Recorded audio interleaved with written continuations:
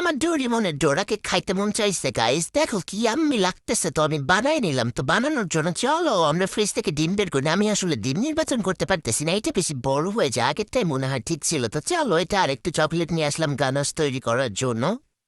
তারপর একটা বোলের মধ্যে ডিমটা ফাটিয়ে তোমরা ভেঙে চুড়ে তারপরে এর মধ্যে দিয়ে দিবা 1/3 কাপ চিনি দিবা, তারপরে ময়দা দিবা, মোটামুটি 1 কাপের কমই দিবা।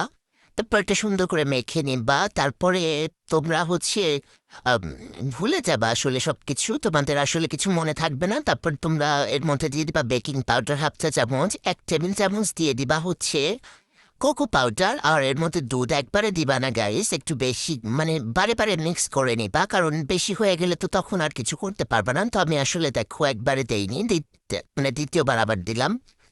তো এখন মনে হচ্ছে এটা ভালোভাবে মিক্স করার পর আবার মনে হচ্ছে না যে আর দুধ লাগবে। তো তোমরা একবারেই খপ খপ করে দিতে চেও না, পরে মারা খাবা।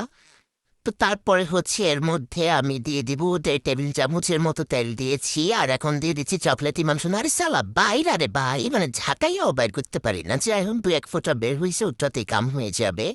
তারপর এটা সুন্দর করে মিক্স করে সাইডে রেখে একটা ফ্রাই প্যানের মধ্যে এখন দিয়ে দিচ্ছি ডোরা কেক, ডোরা কেক। তো দেখো গাইস মানে কেমনে ফুটা ফুটা ফুটা ফুটা হইতাছে, দেখো মানে দেখেও ভালো লাগতেছে, চোখেরও শান্তি। তারপর এখন এটার উল্টায় দিমু, দেখবো ওর পাছার কি অবস্থা। আলে পাছা তো পুরা পুরা নাইজেরিয়ানদের পাছা হয়ে গেছে। তো দ্বিতীয়টা দিয়ে দিলাম, এইটা দেখা যাক, এটা আমি আগে থেকে উঠে নিচ্ছি। তো মাসাল্লাহ এটা খুব ভালো, এটাও খুব ভালো হয়েছে গাইস। তো এখন চলো আমি একটু কানাস তৈরি করবো। তো বড় চকলেটটা আমি ভাঙতে পারিনি, নাইফ খুঁজে পাচ্ছিলাম না, এই জন্য চকলেট চিপস দিয়ে করলাম। আর এখন গানাস দিয়ে পরিবেশন করব। মানে পরিবেশন করার পর আসলে বোঝা যাবে সালাদের দেখতে কেমন লাগতেছে। তারপর একটু গানা সুন্দর করে দিলাম, এখন একটু সাদা চকলেট চিপস, তারপর একটু ডার্ক চকলেট চিপস দিয়ে। আর সালা কি পোস্ট রেসিপি বানাইছি রে, পোস্ট লাগতেছে দেখতে।